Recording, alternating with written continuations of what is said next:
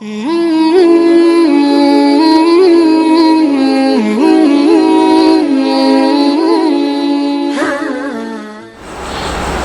ini ternyata juga, saya setelah survei kebanyakan orang-orang kaya,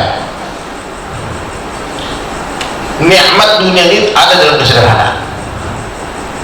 Dunia ini nikmat yang sedikit, maknanya kalau sedikit nikmat. Ini ada teh satu gelas, ini nikmat satu gelas, tapi kalau satu ember, nah jadi musibah kan. Boleh diminum nggak Bu?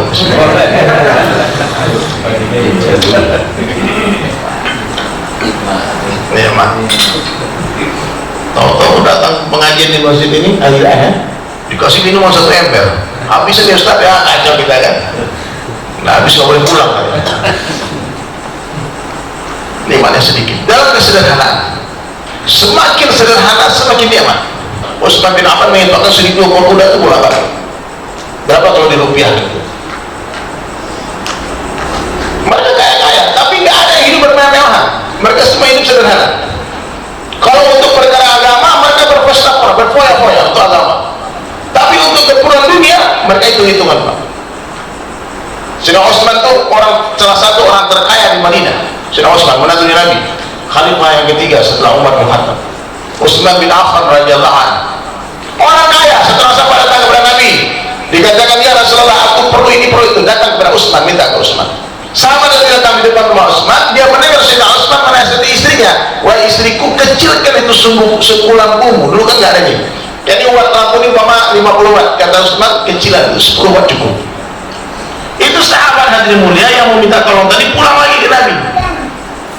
Ah parah, aku miskin gini gak pernah hitung-hitung sebulanku. Ini orang kaya. Terus Nabi katakan bagaimana? Gak usah ya Rasulullah, gak jadi. Loh gak jadi? Masa lampu jadi hitung-hitungin sama istrinya? Kamu udah minta belum? Belum, coba minta sama Utsman. Ketika dia mengadukan ke Sayyidina Utsman, maka Utsman panggil istrinya, catat semua kepulauan orang ini, berikan semuanya, bahkan berlebih-lebih dia berikan. Ya. Jadi kalaupun bapak kaya hari ini mau diberi rezeki yang banyak, hiduplah sederhana. Ya, masjid yang dibagusin nggak apa-apa. Ya, masjid kita ini mestinya yang terbaik, yang termahal di komplek ini. Mestinya itu yang benar Pak. Kan saya nggak mengenal orang yang siapa di sini, nggak ada satu orang pun yang saya kenal di sini. Kalau ada rumah di sini yang harganya 50 M, mesti masjid ini 100 M lah. Mestinya begitu. Yang terbaik. Baru satu kampung itu terlihat orang memikirkan agama. Usahakan jadikan agama di atas kepala, dunia di dinding, jangan dibalik-balik. Kalau kau yang agama lepas dunia, pegang agama. Hari ini dunia di atas kepala, agama di dinding. Kau yang dunia lepas agama, tinggal ke masjid, tinggal mengaji lagi. Karena ada proyek, ada bisnis. Nah, jadi hadirin dirahmati Allah Subhanahu wa taala, simple life, simple problem. 5 keperluan hidup manusia harus sederhana, makan minum sederhana. Pak, biasanya. Nih, saya yakin di sini banyak orang-orang yang mampu yang sering makan di restoran mahal, yang sekali makan 2 juta, 3 juta di meja bayarin. Mana yang lebih nikmat restoran mahal daripada pinggir jalan? Lebih nikmat pinggir jalan, lebih murah.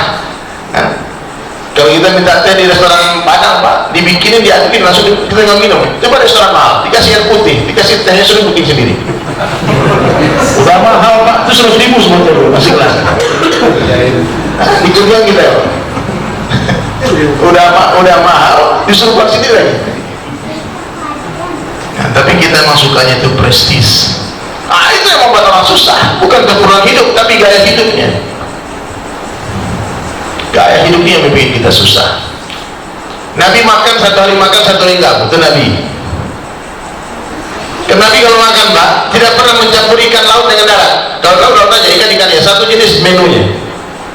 Coba lihat di rumah kita sekarang menu yang udah ikan, laut, ayam, daging semua, jengkol, komplit semuanya.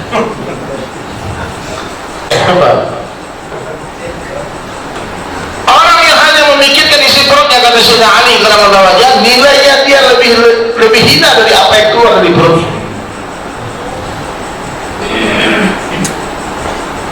Maka saya pikir isi perut terus Pak. Sahabat, para ulama kita gak pernah pikir makan, tapi ngasih orang makan. Kita mikir makan terus. Makan di mana, makan apa, makan siapa, macam apa. Kemudian pakaian saat Nabi SAW sederhana. Nabi itu pakaiannya cuma ada berapa lembar, ada yang mengatakan 3 lembar saja, ada yang baru yang lama langsung kasih sahabat. Coba lihat baju kita beberapa lemari, berapa ribu pakaian ibu-ibu bapak-bapak yang tak pernah kita pakai, yang hanya kita lihat-lihat saja, yang sementara itu dihisap di akhirat. Coba deh pulang dari majelis ini, kumpulin baju-baju yang nggak pernah kepakai, pak, bagi ke tetangga. Mungkin kita malu memakai baju itu, tapi bagi mereka mungkin itu baju lebaran, itu baju terbaik bagi mereka. Saya pernah dakwah kepada orang Papua juga, banyak orang masuk Islam. Sampai hari ini mereka masih bertelanjang sebagian, banyak masuk Islam. Orang rindu dengan agama. Coba kumpulkan jilbab, bukan ibu-ibu yang nggak kepakai itu, kumpulkan seluruh bapak-bapak diantar ke Papua. Bapak sibuk kasih duit beli tiket orang yang nggak mampu, yang pengangguran berangkat sekali. Kalau memang semua sibuk, tapi mestinya orang sibuk pun keluar, luangkan waktu itu agama, jangan cari waktu luang.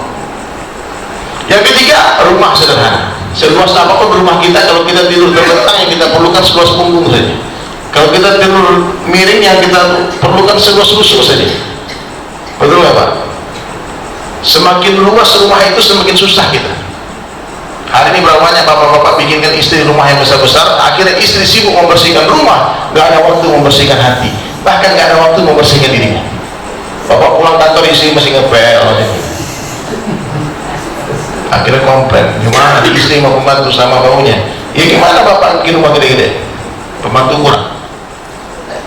Ya apa-apa, bikin rumah besar dan membantu 30 orang, istri jadikan ratu. Maka ini penting Pak. Nabi rumahnya itu yang kuburan yang 3 orang itu di Raudhah itu, di Madinah itu kuburan rumahnya Rasulullah SAW. Ada di sana kuburannya Rasulullah, Abu Bakar dan Umar. Ya. Kendaraan, kendaraan ini boleh kita sedikit bangga Pak. Laki-laki boleh punya kendaraan termewah. Nabi itu punya unta merah. Boleh bapak punya mobil mewah, bagus, niat itu dakwah. Karena kita ini kan safar terus, boleh. Kendaraan mewah boleh, nggak ada masalah. Tapi sederhana juga sebetulnya. Jangan dipaksakan, jangan sampai gara-gara pengen kendaraan mewah terus kredit, riba lagi. Bapak tahu gak kenapa macet di Jakarta? Salah satunya karena musibah azab asbab riba. Coba kalau kayak di Bangladesh Pak, di Bangladesh itu nggak berfungsi riba. Di kota tak macet juga karena memang banyak orang. Tapi di daerah-daerah di distriknya saya lihat nggak ada satu kampung tuh yang punya mobil, satu orang keluar aja. Mereka kalau nggak mampu, nggak ada duit beli cash, nggak beli cash, nggak beli mobil. Hari ini kita punya duit 100 juta, beli mobil 1M cicilannya. Akhirnya sibuk kita bekerja untuk membayar cicilan mobil. Jadi budak dunia, jadi jangan sampai hadir mulia keperluan hidup menjadi maksud hidup. Yang kelima itu keperluan hidup manusia itu apa? Pernikahan. Itu sederhana saja. Sederhana saja. Harus di menantu, harus di gedung bintang 5, prestis, undang-undang yang baik. Itu apa kata orang aja. Nah, Nabi mengatakan sebaik-baik pernikahan itu wanita itu paling mudah menikahinya. Makan minum sederhana, pakaian sederhana, rumah sederhana, kendaraan sederhana, pernikahan sederhana. Simple life, simple problem. Semakin mewah masalahnya. Ini Pak, coba saya sering itikaf di masjid Pak. Satu orang kawan punya HP lama, Nokia lama yang 300.000. Satu orang punya iPhone X, iPhone baru 20 juta dia beli. Kemudian dia tunggu waktu mulai, habis jam 10 dia tidur, pengen bangun jam 2, minta izin sama imam masjid, Pak Ustaz kami mau ngecas handphone boleh nggak? Silahkan. Saya mau tanya kira-kira yang bisa tidur siapa Pak? Dia punya Nokia 300.000 Pak, mau udah putar-putar.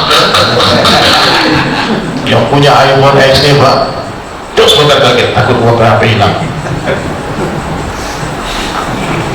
Kalau punya handphone mahal nggak masuk hati itu wali tuh, bagus tuh Pak, nggak terkesan berarti. Tapi jarang, kemungkinan besar benda-benda mewah ini akan mengesankan hati kita. Ya Pak, kalau handphone murah itu hilang Pak, orang makhluk hilang nanti gila-gila. Tapi kalau handphone mewah hilang Pak, hilang separuh nafas Pak. Lunas. Ya, jadi hadirin sekalian, insya Allah jangan pernah takut melepaskan dunia. Ya. Dunia ini sementara saja Pak, nggak lama, sebentar saja. Satu hari akhirat 1000 tahun dunia.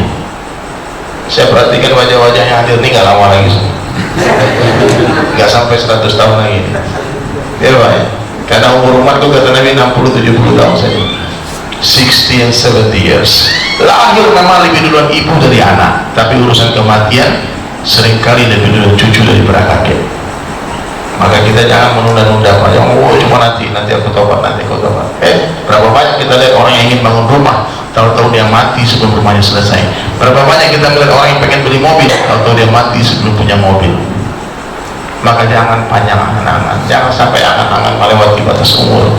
Saya cuma mengingatkan itu Pak, zikrul maut. Nabi sampaikan orang yang paling cerdas siapa? Adalah orang yang paling banyak zikrul maut, orang yang paling banyak mengingat mati dan mempersiapkan bekal matinya. Ya Pak, jangan hari ini malam terakhir kita. Karena yang namanya kematian betul-betul tak mencari orang tua, tak mencari rumah sakit, siapa saja yang sudah habis rezekinya dia makan, dia berangkat. Ya Pak, tidak akan mati satu orang manusia kata Rasulullah SAW sebelum Allah sempurnakan seluruh rezekinya. Dia jangan takut ya Pak, kalau belum waktunya mati gak mati. Satu orang ditakdirkan makan 10.000 liter beras, 10.000 liter beras, kemudian dia sudah makan 9.999 liter. Naik pesawat dia Pak, tahu-tahu jatuh pesawat, mati gak orangnya? Gak akan mati. Kenapa? Masih ada 1 liter beras yang belum dia makan. Terus gimana biar dia mati? Kasih makan. Habis makan mati. Ini jangan khawatir kita. Tidak ada satu orang manusia pun yang mampu lari dari kejaran malaikat Mikail pemberi rezeki, sebagaimana tidak bisa larinya kita dari kejaran malaikat Israel. Bahwa sembunyi Pak, datang rezeki. Wajib. Ada satu orang anak-anak dia dengar pengajian semacam ini, dia bilang sama ibunya, Bu, aku mau makan kecuali Allah yang suapin mau makan. Kata ibunya, gila kamu nak? Ustaznya bilang begitu tadi, tidak akan mati orang sebelum rezekinya. Maka mulai hari ini aku tidak akan menggerakkan tangan untuk makan. Saya dengar dari guru saya ini. Ibunya bilang, nak, ini tangan ibu Allah yang gerakkan, ini tangan Allah, Bu, itu dari ibu. Saya mau Allah langsung yang suapin saya makan. Astagfirullah, salah nih anak di pengajian ini. Bukan begitu maksud kiai itu, begitu maksud kiai itu betul. Saya akan berdoa sama Allah, saya berzikir, saya minta sama Allah, ya Allah minta makan. Dari pagi dia nggak makan sampai sore udah pucat. Bentar dia, ibunya siapkan nasi goreng kesukaan dia. Nah, ini makan. Kata dia enggak, aku mau Allah yang coba. Dipaksa ibunya dilari. Akhirnya dia panjat pohon besar, ibunya nggak bisa manjat. Ibu taruh nasi goreng di bawah pohon tadi. Dia bilang, nak, kalau kau dapat hidayah, berbuat pikiran, turun makan anak. Itu sesat kepahamanmu itu. Bukan begitu maksudku. Nah, aku yakin Allah kasih aku makan. Kalau udah waktu rezeki datang, aku akan doa terus sama Allah, minta sama Allah, yakin. Habis maghrib, ibunya udah pulang. Lewat beberapa orang perampok, hadir mulai begal, datang mau merampok di kampungnya dia. Bos, kata saudara perampok, ada rezeki noplok ini, ada rezeki goreng. Kata dia, bodoh kamu kan, mana ada rahasia kita makan, kita akan maling. Pasti dijebakan, pasti dalam makannya ada racunnya. Coba kamu lihat, pasti di sekitar sini ada orang. Pas lihat, nampak anak kecil tadi di atas. Bos, itu dia orangnya nih, biar orangnya nih mau racun kita. Ini nasi ya? Dia bilang, itu ibu saya bikin om. Itu masakan ibu saya. Ibu, oh makan aja, makan halal itu. Kau tipu kami ya, ini pasti ada racunnya. Sumpah demi Allah gak ada racunnya. Saya ini santri, saya nggak mungkin berbohong. Makan aja om. Kalau kau tak turun, tak tembak. Oh iya turun. Sekarang kalau memang tidak ada racunnya makan. Oh nggak mau om. Saya mau makan Allah suapin. Gila nih anak, jangan-jangan. Oh ya, saya akan pegang tangannya. Satu orang suruh pegang tangan, maka bos perampok tadi ambil makanan, dibuka mulutnya, disuapin. Menangis anak kecil dan dikatakan, terima kasih ya Allah, alhamdulillah. Habis satu piring nggak mati.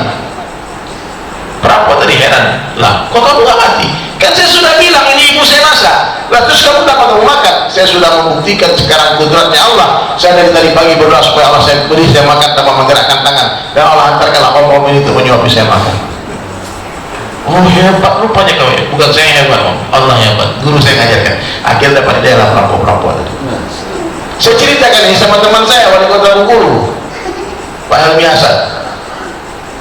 Oh kalau begitu, dia kan incumbent Pak. Kemarin udah ada 2 periode ini. Kalau begitu, saya tidak akan daftar. Saya nggak mau lagi jadi wali kota. Bah, antum mau gak mau lari kemanapun, kalau takdirkan jadi wali kota pasti jadi wali kota. Mau kampanye tentang kampanye. Bilal itu nggak punya partai, nggak pernah kampanye. Syedna Bilal itu jadi gubernur di Damaskus. Oh, mantap tuh kan. Begitu saya mulai hari ini saya tidak akan mendaftar. Saya nggak mendaftar lagi di wali kota. Sampai habis batas waktu pendaftaran, KPU buka lagi, tawarkan lagi, Bapak mau berubah pikirannya? Enggak, saya nggak mau lagi. Akhirnya Allah gerakkan orang lain untuk mendaftarkan dia. Masuklah nama dia jadi calon lagi. Terus telepon saya, udah masuk lagi nama. Dan waktu itu ada dua pilihan. Pak SBY pun telepon, bikin pengumuman di TV. Dia jadi calon wakil gubernurnya, gubernur Lampung. Dia pun nggak kenal, nggak pernah datang ke SBY, dia bukan orang lokal. Terus dia bilang sama saya, gimana ceritanya begini. Oh ya udah, kalau begitu tinggalkan kampanye, nggak usah ikut kampanye, nggak usah banyak foto. Sudahlah, yakin doa sama Allah, minta sama Allah, pergi khulus fisabilillah 4 bulan. Berangkat dia 4 bulan Pak, dari masjid ke masjid ke Kamboja. Mati handphone, saya pun nggak bisa telepon. Dia pulang 1 minggu sebelum pencoblosan. Handphone sudah, orang demo hari-hari. Lawan politiknya pun udah sibuk kampanye, bikin fitnah macam-macam, dia gini, sesat macam-macam. Jadi mesti aja, dia nggak kampanye. Setiap ditanya wartawan, bagaimana? Jangan pilih saya. Saya udah nggak mau lagi. Jangan pilih saya. Pak, takdirnya apa? Ketika debat pemungkas, dia nggak mau debat, dia dakwah itu besaran Allah. Menang Pak, akhirnya dia wali kota lagi. Nah, itu mungkin pertama di dunia itu Pak, kejadian orang menang pilkada tanpa kampanye dan selalu mengatakan jangan pilih saya. Jadi kalau ada di sini caleg dan sebagainya, nggak usah kampanye lah, bawa motor-motorin jalan aja. Punya ulama pemuka orang nggak kenal, ini bukan siapa ini. Ya, nanti yang datang lagi pasang banyak motor, turunnya aja Pak, doanya malah doa ya Allah. Ini takdir, tapi itu perlu kekuatan iman untuk berbuat hal semacam itu. Ya, kalau ragu-ragu jangan Pak, karena ada level-level iman itu. Ada orang yang harus dengan asbab, ada yang tanpa asbab. Ya, jadi kalau orang yang belum sampai di level itu kemudian dia nekat, namanya bunuh diri banyak. Nah, jadi hadirin rahmat Allah SWT, kita harus luruskan yakin kita, apapun yang terjadi telah Allah takdirkan. Siapa yang menjadi orang kaya, siapa yang jadi orang miskin, itu nggak bisa berubah. Ya Pak, ada orang yang sudah kita mati-matian bantu dia Pak, pengen kaya kan dia, tapi Allah takdirkan miskin, nggak kaya-kaya. Seluruh dunia mau miskinnya kita Pak, kalau takdirkan kaya juga. La ilaha illallah. Apa saja yang Allah kehendaki terjadi pasti akan terjadi. Apa saja yang Allah kehendaki tidak terjadi, tidak akan terjadi. Allah mampu membahagiakan orang miskin tanpa memberi dia harta. Allah mampu menyusahkan orang kaya tanpa mengambil hartanya. Allah mampu memuliakan orang biasa tanpa jadikan dia raja. Allah mampu menghinakan raja-raja tanpa mengambil kerajaannya. Allah mampu menghinakan presiden tanpa mengambil jabatannya. Allah mampu menghinakan gubernur tanpa mengambil kekuasaannya. Tetap dia jadi presiden, tapi satu negara jijik dan muka dia bisa. Apa yang Allah bisa buat? Nah, maka dapatkan Allah, dapatkan segala-galanya. Tapi bila kita kehilangan Allah, kita akan kehilangan segala-galanya. Enggak masalah kita kehilangan seseorang karena Allah, jangan sampai hilang Allah karena seseorang. Tak masalah kita kehilangan pangkat jabatan karena Allah, jangan sampai hilang Allah karena pangkat dan jabatan. Gara-gara pengen jadi anggota dewan, gara-gara ingin jadi presiden, curang. Pak, tolong amin gak Pak, siapapun nanti yang curang di pilpres, semoga Allah laknat dia sampai 7 keturunan. Amin. Siapapun yang curang, kemungkinan curang ada. Orang-orang tak ada iman Pak, dia tak perlu kita curang Pak. Dan maka semua siap jadi saksi ya, kita kawal. Meskipun sistem ini adalah sistem yang sangat tidak masuk akal sebetulnya Pak. Antum tahu demokrasi ini, satu suara macan disamakan dengan satu suara nyamuk, itu demokrasi. Satu suara profesor, satu suara ulama sama dengan satu suara orang gila. Nah, inilah sistem yang sedang diberdayakan oleh negara kita, dan melestarikan kebodohan ini sangat mahal harganya, ratusan triliun harganya. Melestarikan kejahilan, kebodohan. Mudah-mudahan Allah ganti dengan sistem yang lebih baik. Amin. Jadi nggak usah takut bicara seperti ini. Oh, nanti dibilang radikal ekstrim. Udah, kita NKRI harga mati. Tapi undang-undang ini manusia buat. Kalau agama nggak usah diganti-ganti Pak, lupa. Tapi kalau undang-undang bisa kita buat. Kita bermusyawarah, orang sudah bermusyawarah. Demokrasi ini kan suara terbanyak Pak. Maka mau tidak mau, kata Ustaz Somad, kita jangan golput hari ini Pak. Tolong Pak ya, jangan ada yang golput. Karena kalau antum golput nanti LGBT, yang homo, yang bencong, yang PKI semua milih Pak. Sementara orang soleh nggak milih. Kalau mereka berkuasa nanti Pak, apa yang terjadi? Sekarang belum nampak karena kita masih banyak, tapi kalau antum udah sedikit, nanti kita udah sedikit Pak, dihabisin Pak. Maka tolong Pak, kita ambil peran kita dalam memperbaiki bangsa kita ini, memperbaiki semuanya. Dari mana kita mulai perbaikan? Dari masjid kita bangkit, dari masjid kita bangkit. Ya, kita bersatu, kumpulkan umat. Beda-beda suara, nggak ada masalah, beda-beda pilihan, jangan bermusuhan. Ya, yang penting kita kembalikan semua kepada Allah. Kalau pilihan kita menang, kita istighfar. Kalau pilihan kita kalah, kita bersyukur kepada Allah. Alhamdulillah. Yang penting kita sudah terlibat. Nanti kalau kita nggak terlibat, terjadi apa-apa nanti itu dihisabi. Gara-gara kamu nih nggak pilih, kan akhirnya menang orang kafir, yang menang orang jahat, yang menang orang yang memusuhi Islam. Tapi kalau kita sudah berjuang, kalah, tidak ada masalah. Tidak ada masalah.